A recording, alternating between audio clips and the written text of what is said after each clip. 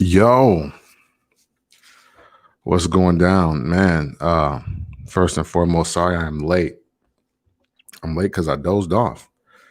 Uh, yeah, an 8 o'clock nap just felt like the right thing to do, but I didn't feel right giving you all just one day, one night, if you will, one half hour. So we are still gonna make this happen, if even only for a few moments. So without further ado, man, where's my finish line? All right. This is it, man. This is it. And I'm looking at my notes now, and as I look at my notes, it looks like I have my topics out of order, but it's okay. I want to talk about what I want to talk about, apparently. And so we're going to do that. And today, we're going to talk about where I'm from. Some of you may already know this story or bits and pieces of this story, and some of you may not be familiar at all. And some of you may even be unaware of the time I grew up in where I'm from. So let's clear the air and do all that right now, shall we? So, again, thank you all for tuning into this. I appreciate you all. This is Where's My Finish Line. If you have been unaware, or if you're just checking this out for the very first time, this is just a platform where I speak about my life, my thoughts, my feelings, my emotions, at least the ones that I feel like sharing publicly, and also giving you a chance to talk back, respond, ask questions, do any of the things that you would like to do in an effort to gain more understanding, or just have just great conversation. Yeti's here. Yeti makes me sound nice. The audio was so good last night that it kind of made me want to just go back live in the morning, but I got 2 jobs and can't dedicate too much time to this yet. But where's my finish line? Where I'm from. I'm from a small town called Freeport, Illinois. Freeport, Illinois, at least the Freeport, Illinois that I grew up in, I would describe as an industrial town. Industrial town, meaning it was littered with very hard-working, factory, people that worked in factories. Like when I was a child, even up into a teenager, companies like Newell, Black Dot, I think it was what was it called? Newell, Black Dot. Spurgeon's was a store, but Micro Switch. There's 4 plants at Micro Switch, and Kelly Springfield, and it was just a town where a lot of people just created things. Everybody knew everybody, and there were a lot of local shops and stores, Edie's, Seaber's Market. And now's a good time, I think, to list Spurgeon's. Like True Value used to be like a super big store. Highling Meyer, which I don't know if that was actually like a local family business or not. But I know it ended up being replaced by Menards originally. And, you worked, you went to school, or you like chilled. You didn't really do too much. I mean, we had, Stevenson County Fair and Tutty Baker Days. Even though some people call it Tootie Baker Days, I don't know which one it is, honestly. Is it Tutty or Tootie? I used to say Tutty. Tutty Baker Days, Tutty Baker Park. And I honestly loved Old Freeport. Oh, Glicks, Okie Dokie, just like, FS, before they pronounced the whole name, it's like First Stop or Fast Stop. It was just FS. That's the Freeport that I grew up in. And Old Freeport, at least Old Freeport, when I refer to it as the 80s Freeport, Taylor Park School, was the place that a lot of kids wanted to go to, even if you didn't live on the east side. I'm from the era of the kids that went to the rec center on the West End, and that the Freeport that I grew up in no longer exists. And I'm not sure if it's good or bad. I honestly feel that I have now been removed long enough, and I don't go back long enough to comment on the state of Freeport. There's also a lot of new faces, a lot of transplants from different areas, because it's so cheap to live there. It's always been extremely cheap to live, or extremely affordable to live in Freeport. If you make $40,000, you could be the effing man in Freeport. Like, if you have to blow $40K in Freeport, you're doing something wrong. It's too small to have a quote unquote bad area, but it's some streets that you don't want to play around on, saying all that to say, Freeport is not the place that I once knew. And again, I don't know if that's good or bad, so please don't take this as instantly being negative. I want to come from more of a information and opportunity standpoint, because a lot of the people that I grew up with left Freeport. Don't get me wrong, I still have a great number of family and friends that still do reside in Freeport, or like they've moved as far as like Rockford, DeKalb, Lena, or I think like Sterling, places like that. And I want to say Freeport is the biggest of the small towns. So, it is like probably, I guess you could say, it's the heart of Stevens County. And please correct me if I'm wrong. I don't, I'm going off of no script here. I'm just going off of what I remember, And Dairy Dream, Union Dairy. I'm just going to name like random just Freeport places that I used to go to or frequent. My grandmother loved Dairy Dream. Like, she loved the ice cream there. I was more of a Blue Moon guy, so I was always at Union Dairy. Union Dairy was my spot, and I think it's still open too. And they still have Blue Moon. I know the last time I went, they had Blue Moon. I had Blue Moon ice cream in my 30s, so it's lit. Saying all that to say, I wish that I had more opportunities to talk to people that understood what I was trying to do with my life when I was 17, 18 years old. When I told, I believe, my guidance counselor first that I wanted to be Puff Daddy, he looked at me like a deer in the headlights. He didn't understand a word I was saying to him at the time. Because, Puff Daddy never came to Freeport. You know what I mean? The concept of being Puff Daddy was very foreign, but I was very hip to who he was. And of course, now this is 98, 99, when I'm telling him this.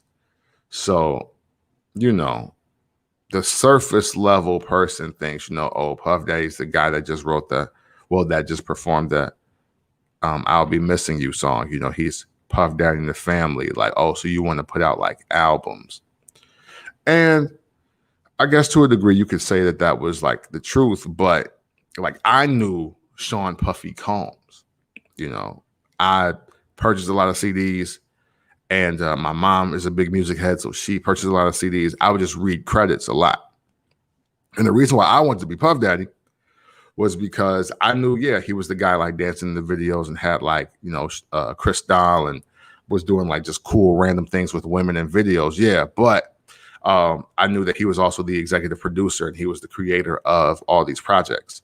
And I knew that he was the guy that was, I would later understand that he was marketing and promoting, Craig Mack and Notorious B.I.G. And that was also part of his job as well. Like, he's like a master marketer, and he threw parties, and he produced records, and he's the reason why we hear Mary J. Blige and Father MC and Jodeci remixes, and even, I think, him and Albie Short's relationship, who knows? I don't even want to touch that.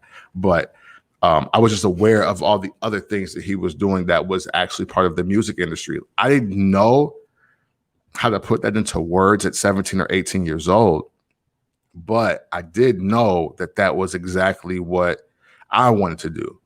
And the act of me wanting to know that, I need to be around people that had information about where I can go to achieve that. And I didn't have that. And that's not making any excuses, because I mean, my love of music would eventually, like, people would find me. So, you know, that's the blessing in the being passionate about something and just seeing it through. But, you know, I wasn't even told to go to Columbia College, which is probably, in retrospect, that's probably exactly where I should have went. No matter what I wanted to do, even when I switched and wanted to do broadcasting, I still should have went to Columbia, but I wasn't even aware of what that school had when I was a teenager. So it never even occurred to me to go. And then a lot of my friends went to NIU. Even the people that I met in Chicago went to NIU. I went to a tech school because I passed the test and I didn't really care where I went. And it was cheaper to stay in Illinois to go to school, because I was supposed to go to Marquette. I never went to my college visit to Marquette because I got into a tech school, and I was going to take business operations classes, and that was learning process of business. And they said I could apply it anywhere, which wasn't wrong, but it wasn't the experience and the network and connections and the information and the opportunity that I needed. And I bring that up because I can't be the only person that has happened to, not in just my lifetime, but in the lifetime before me, and even now, present day, after me. You know, a lot of people still don't know to this day, unless you like follow them and you research people. But Bob Johnson, the founder of BET, is from Freeport, Illinois. So, and even then, I watch Puff Daddy. Okay, so check this out. Let's just break it down like this. I want to be Puff Daddy in 1998, right? I see Puff Daddy primarily on MTV and BET. BET is owned by Bob Johnson, who is a native of Freeport, Illinois. Now, granted, he didn't create it in Freeport, Illinois. He moved to DC.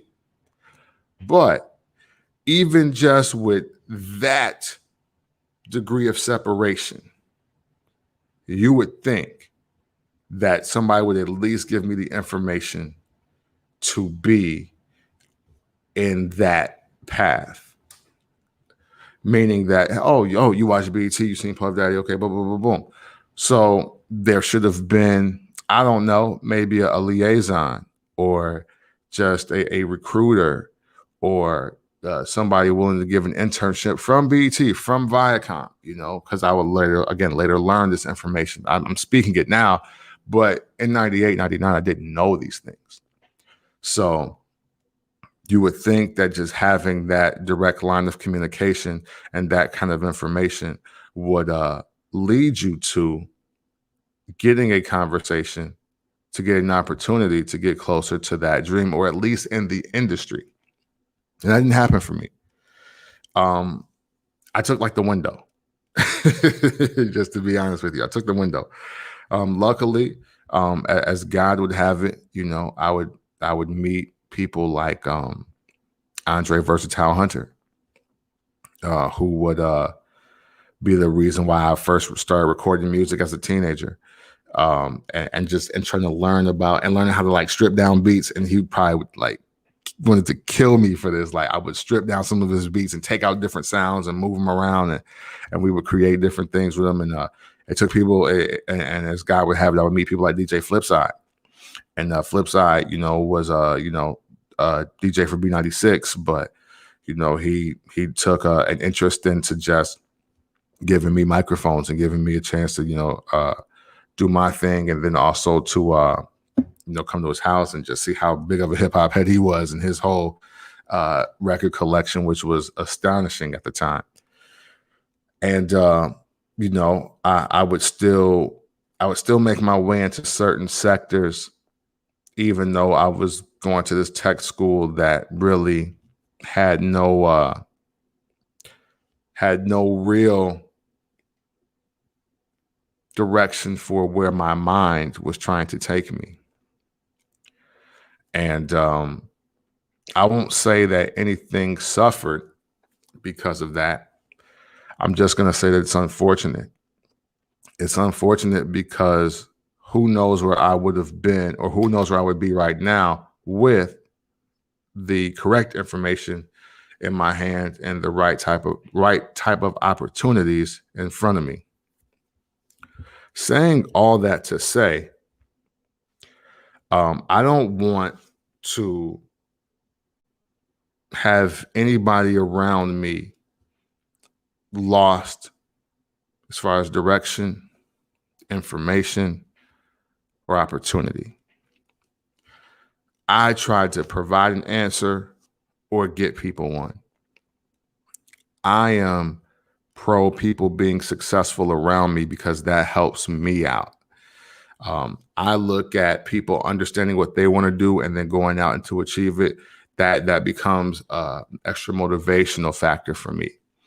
You know, Dame Dash once said, being a boss is about the people that you help. It's not about you having more money than people, and it's not you having power over people. It's how many people do you help achieve success. He said that's being a boss, you know?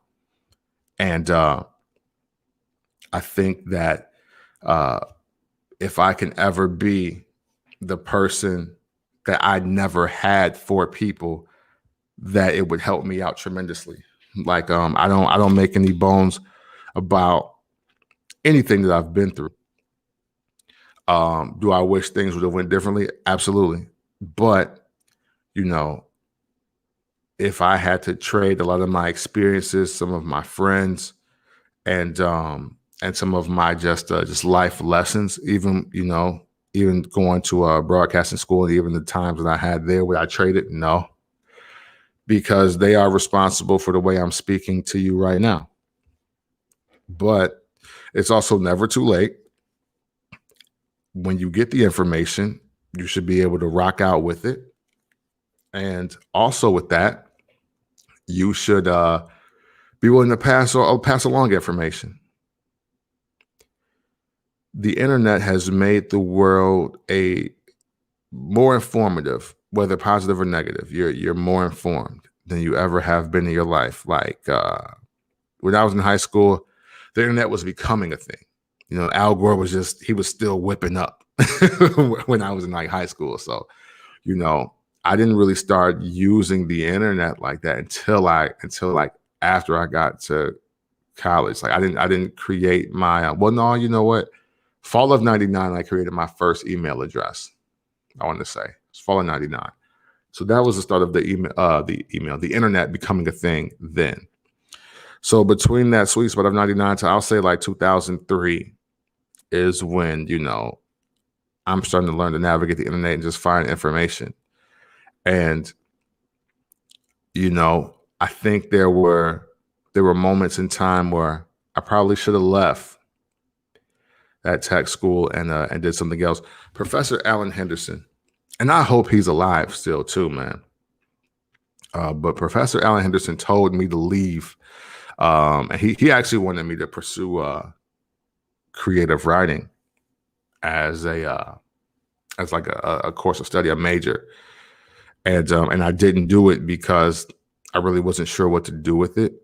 Because again, I want to be Puff Daddy. You know what I mean? Like Puff Daddy don't do creative writing, you know?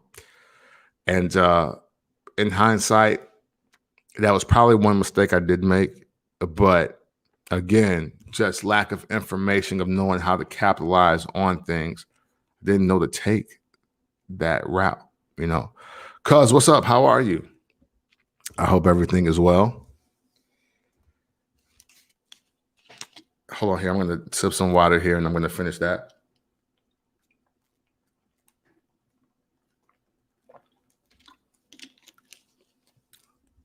That was way more than a sip, but okay.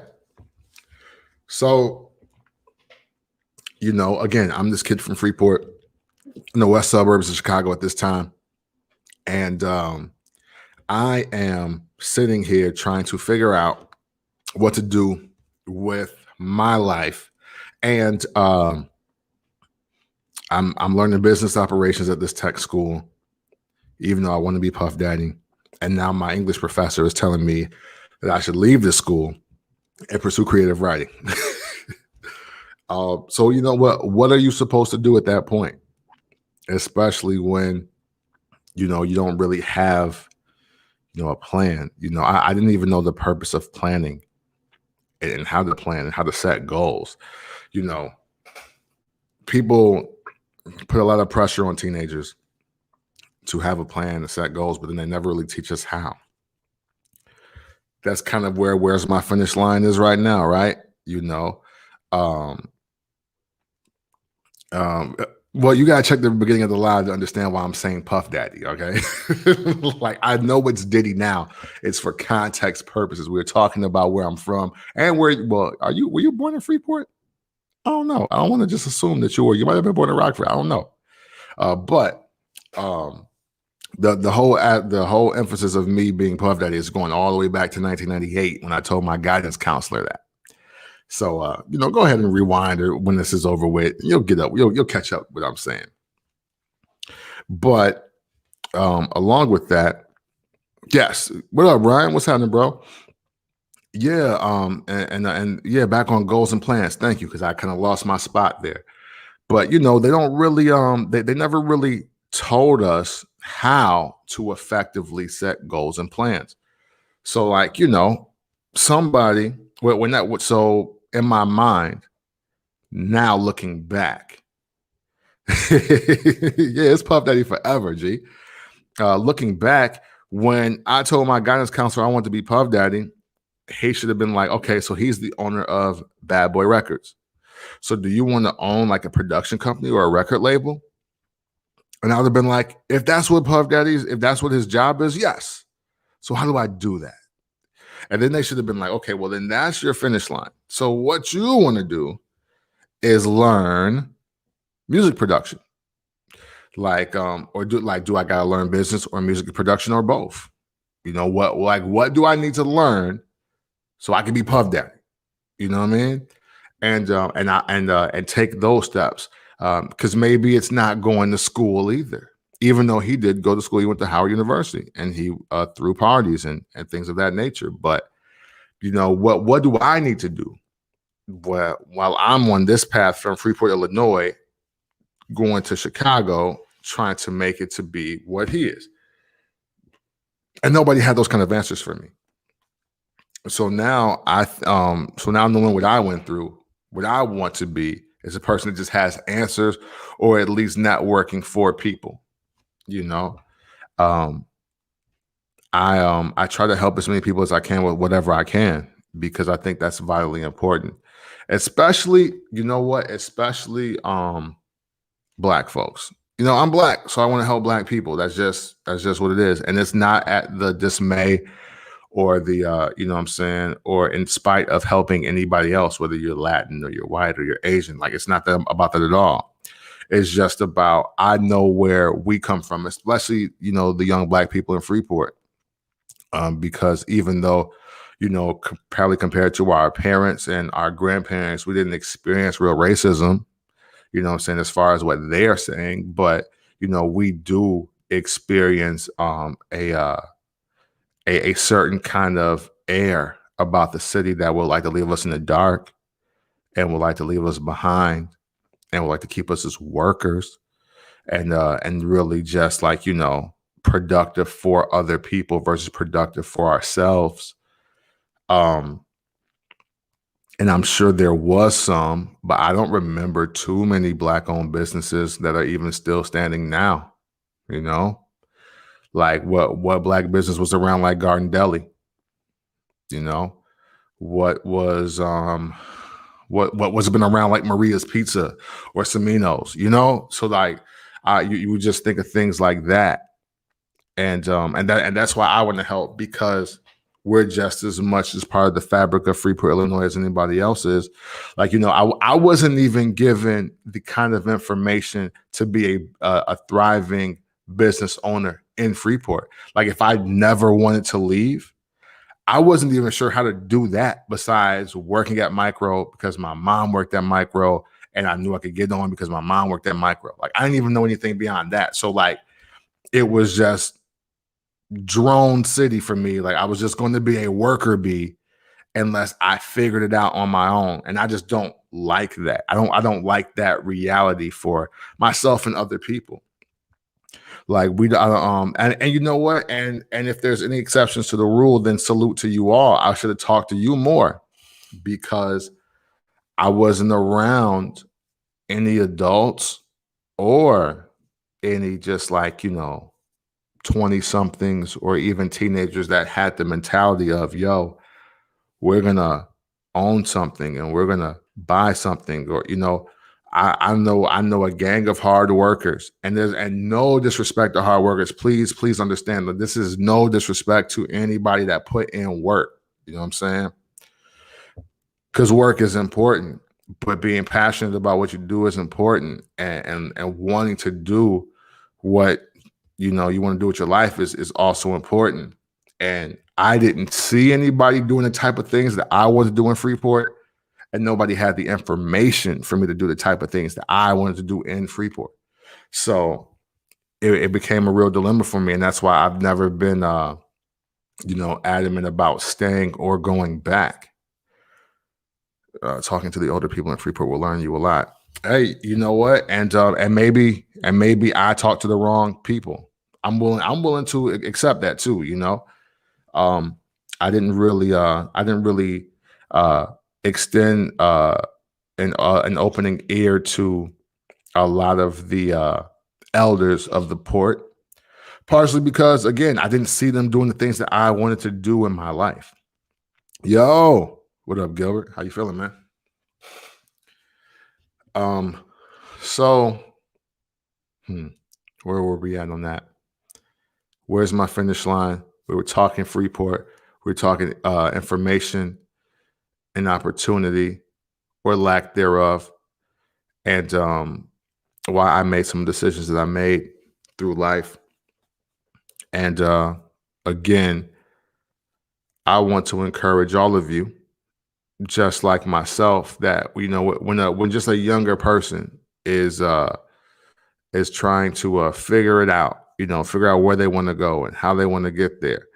Even if it's not you, point them into the direction of a person, to do that.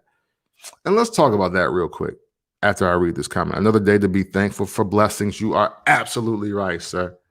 Absolutely right. Let's talk about fake networking real quick. Let's talk about fake connections and fake network real quick. When I say, if someone, a younger person, or even just a person your age, whatever, if a person, male, female, whatever race, whatever gender, whatever age, if a person comes up to you and they're saying, yo, I want to be a neurologist, right? And you ain't no neurologist, don't just send them to Google. Don't just send them to say, oh, hey, yo, man, you should talk to Marcus. And then be like, hey, Marcus, this is Tony. And Tony wants to be a neurologist. And I told him you would be a good person to talk to. It's like, because the thing is, the real thing about it is people get blown off by it. At least talk up the situation, build a rapport, build up the proper conversation with those people. So then they can take over the conversation from there. You know what I'm saying? Like, I mean, I get it. Everybody is not the greatest networker, and everybody is not the greatest at small talk. Me being one of those people, I would rather talk super real-ish to a stranger than to have small talk with my homies. Because small talk is just weird to me. Like, let's talk about some real shit. You dig what I'm saying? Like, that's just me. And granted, I don't mind it. I won't blow off small talk ever, but I'll never create it, is what I'm saying. But this whole like, oh yo, hey, it's him. Hey, yo, Tony, meet Marcus. Y'all should talk. And then you walk off. Like, no, that's fake. That's fake. And also, let's keep it a bean. A lot of people are holding on to networking contacts because you're afraid that people might take the ball and run for 3 touchdowns with it. Let's just keep it real. You know, maybe the contact in your phone you ain't use right, but you don't want nobody else to use it. So now everybody losing because of you and your ego. I think that's trash. That's super trash to me. It's like don't be the ultimate blessing blocker, because it's going to come back to you in some form or fashion. And sometimes you just don't know, and it's okay to keep it real. You know, I don't mind not knowing things, and I don't mind telling people I don't know, and I don't mind eventually trying to get an answer to somebody. So, you know, then they can keep it going, keep it rocking, whatever they're trying to do. Like I'm pro that versus like half-ass helping people or fake networking and fake connecting people. I don't rock with that. Like that is so trash to me. But that's what I had today, man. It's 30 minutes, 31 minutes actually. We can open the conversation up to questions. Again, this is Where's My Finish Line. I like doing this. We up to what, 2 to 3 days a week, 2 to 3 nights a week, and I just wanted to give y'all some backstory, just more information about me, where I'm from, what I've been trying to do, and hopefully this helps. You know, I got a message saying that, hey, no matter what happens, I don't care if one person hops on this joint, keep doing these joints, and I appreciate that. This information, you know, is helping somebody do something, and that's what's up. Like that's what it's about for me.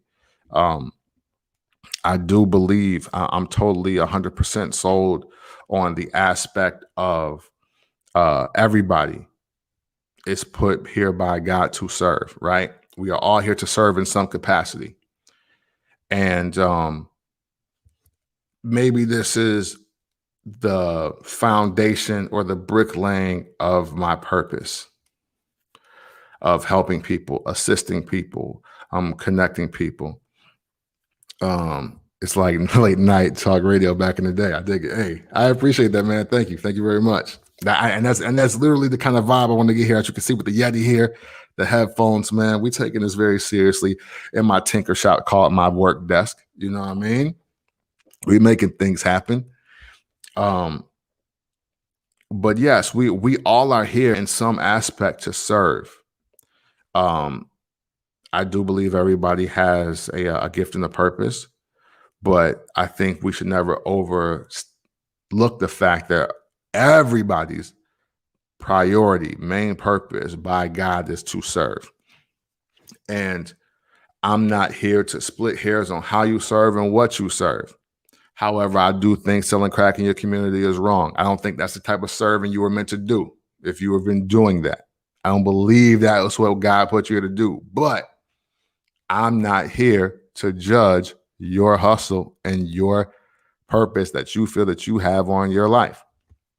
What I am here to do, though, is tell you wholeheartedly that I believe that I am here to be like the ultimate assist guy. You know, I'm like Oscar Robinson. I am Magic Johnson. I am, you know, from a rebound aspect, I'm Dennis Rodman. I am meant to be a conduit, I believe. That's what I believe. And that's why I have this Where's My Finish Line thing, because maybe my finish line is being known for helping everybody else. And that's how I get rewarded in return. I don't know. But these conversations and these thoughts that I have that I'm putting out to you are all an attempt to find exactly that. So I hope it does help. I hope it helps. Whatever you get from it, I hope it helps. You know? So that is it for me. I'm gonna give y'all some gems, of course, on the way out here.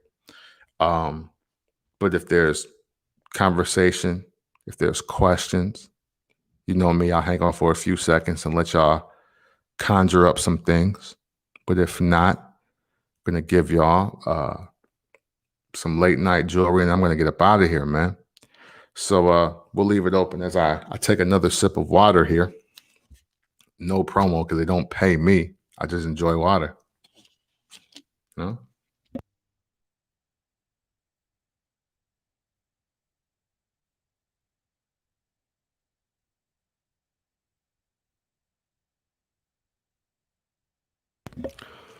Had to mute the mic because this mug pick up everything. I love this mic, by the way. I'm so glad. This is the greatest self investment I've made this year by far is the microphone. So since there looks to be no questions, and I've already talked for well over 30 minutes. Let's see. What should I leave y'all with today? You know what? I still do want to. I want to reiterate some joints that I said maybe before. Oh wait, do you miss doing behind the rhyme? Oh, that's actually a good question, Ryan. Kind of, because one, I love conversing about just music in general and my thoughts on music. And I did scratch the itch a lot in a new form when I was doing Banging on Lunch Tables with my guy Mike Jones and my C Jones. But you know what? As I've fallen in love with the aspect of creation and art, I think I don't think it's a purpose for me to do it anymore. So I can't say that I miss it because I willingly stopped. I also willingly stopped because I became too obsessed with just numbers and clicks and likes and all this other BS that really don't matter. You know, it should always be about the quality of the content and the things that I'm doing. You know, I do have, though, a matter of fact, super exclusive. I've had this for 3 years, so it ain't probably super exclusive to a few people that might watch this later. But I have a whole different concept for Behind the Rhyme for it to continue. I just lack production value and connections. Like, no joke. Like, and the idea I have is super dope. And I am actually shocked. Really, nobody has done it quite how I've thought of it. So I'm just sitting on it, waiting to make it happen. And trust me, when I get the time and the resources to do it exactly how my brain sees it, it's getting done. Like, I am so shocked that people have not done this yet. And when I say the way is it's like, I'm not gonna say it's like nothing that you've never seen before in your life, but if I could compare it, it's like, remember when, like for instance, there's a difference between chocolate covered peanuts and M&Ms. I got M&Ms, bruh. Like, I got effing M&Ms. But I want to do it. I want to at least do it how my mind sees it, even if it's at the bare minimum. Like, at least you get the idea. I want to at least do it that way. So, you know, long story short, Behind the Rhyme will be back. Matter of fact, BehindTheRhyme.tv or BehindTheRhyme.twitch is not me. Everything else with that. Facebook, y'all hating, let me into my damn Facebook page, messing around with that business center thing, and somehow I got taken off as an admin to my own page, and when I hit up the damn help joint, they don't answer, and they haven't put me back in as an admin for my own page, so that's why I'm not active on there either. But yeah, Yeah, that's I can't say I miss behind the rhyme, but yo, I'm sitting on M&M's though. That's a fact.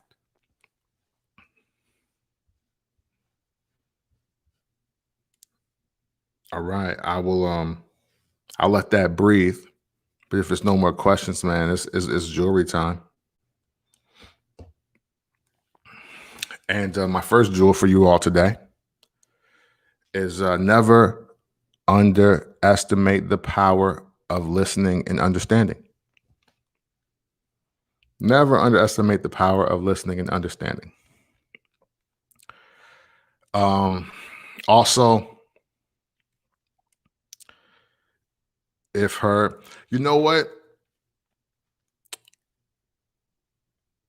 If her bra is dirty, it could just be a bad day. But if her car is dirty, it might be something wrong with her vagina. Mm. Let me see. What else we got? Um, hmm. Oh, that was pretty good right there, man. Yeah.